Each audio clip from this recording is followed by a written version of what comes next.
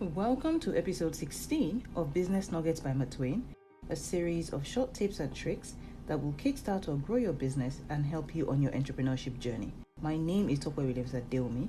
I'm an entrepreneur, a fashion professional, a trainer, an author, and a business consultant. I run Martwayne, where we help business owners turn their passion to profit and into a viable business. Before I begin today's episode, you know what I'm about to say next. Please like and comment on this post so it can reach more people. If you can, tag others or share, even better.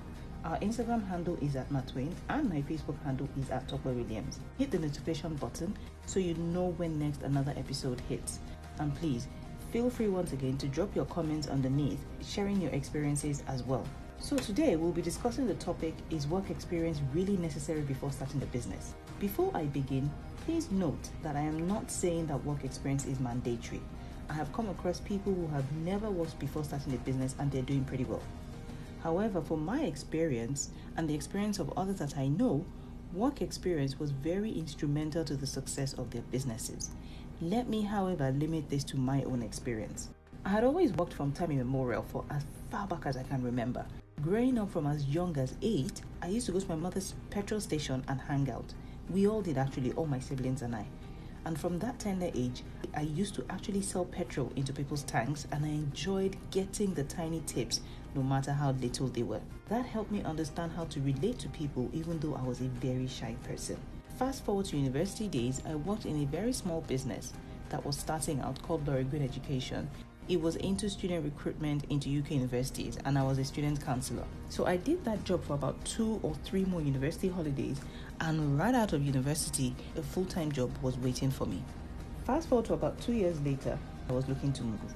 3 months later, I was working in KPMG. Of course, those who follow me know how much I talk about KPMG. I mean, I absolutely love the place, and resigning to go to fashion school was not my plan at all. But anyway, fast forward to about 2.5 years later, I was off to fashion school. In fashion school, I did many odd part-time jobs, from working on a BEE status of suppliers of a large retailer to offering small bookkeeping services for a real estate agent. In my final year, I did an internship in House of Monatic, a 100-year-old clothing factory in Cape Town. Nearing the end of fashion school, I became a soccer mom, driving in the wee hours of the morning to pick up a girl who lived about an hour away, dropping her off at school, and I had to be in school by 9 a.m. For those who live in Lagos, it's like living in Victoria Island and then driving all the way to Ikeja, or even maybe around Ogba, and then driving back to VI to drop the girl off at school. And then I had to be in school by 9 o'clock. She had to be in school by 8 o'clock. So you can imagine I had to be out of my house by latest 5:30. Otherwise, she would be late for school. Anyway, not only did I drop her off in school, I was also giving her private lessons in the afternoons. When I was done with my fashion school and ready to start, I still outsourced my services to other fashion houses who needed my expertise until I decided to face what I was doing squarely. Now, the reason I gave you all that background was just to let you know that a lot of the things I did, apart from my internship in House of Monatic, was completely unrelated to the fashion industry. Now, it may appear that all these jobs may have been completely unrelated to what I would eventually do as a fashion designer, but it's totally far from it. These jobs, even the odd ones, prepared me for the world of entrepreneurship. I learned how to take disappointment. I learned how to hustle for what I wanted. I learned how to troubleshoot a printer. I learned accounting. I learned to speak in public. I learned to talk to management, learned writing skills, learned to be up in the morning, and most importantly, learned how to build structures. I saw a business grow from scratch to exceeding its competitors through sheer hard work at Laurie Green, to the importance of teamwork, tax, accounting, and structure in KPMG. I learned the various steps in clothing construction from House of Monatic, and learned to collaborate with competitors from stints when I returned. Now, of course, every single job I did had a learning point in it, and I have used every single knowledge from those work experiences on my business. These are things you learn on the job. A school can teach you, but you need that work experience to help you when you start your own company.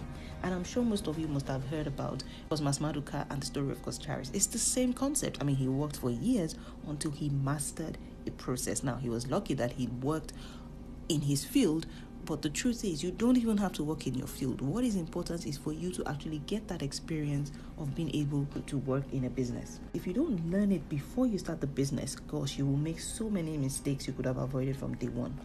People reach out to me to ask me if they should work first or they should start their own business. I tell them to work first because you need that experience, and it helps to learn structure, no matter how little or seemingly unrelated it is. So, dear aspiring business owner or fresh graduate, get that work experience first. Even if you want to run a business, it will save you a whole lot of tears. At least the tears you'll be crying will be completely different. And it doesn't really matter where you work. If you work in a bank, study the structures which you can apply in your business. If you work in a hospital, study the structures from customer service or billing to handling patients. Don't feel working elsewhere that is unrelated to your career path is useless. So this is one thing I always say to people who talk to me, especially bankers. Wherever you are, study the structures, have them imprinted in your memory.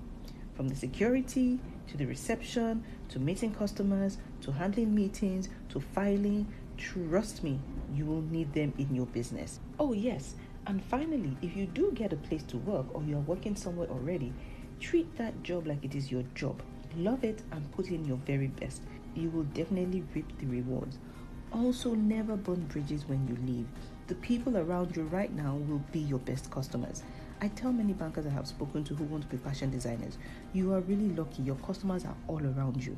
You can even start your side hustle before you leave and retain your customers. They will not only patronize you but refer you to others. And we all know that your network is your net worth. Guard that with all you can so you can be prepared to face the hurdles ahead. Phew, I have said a whole lot. I hope it helped someone out there make a decision.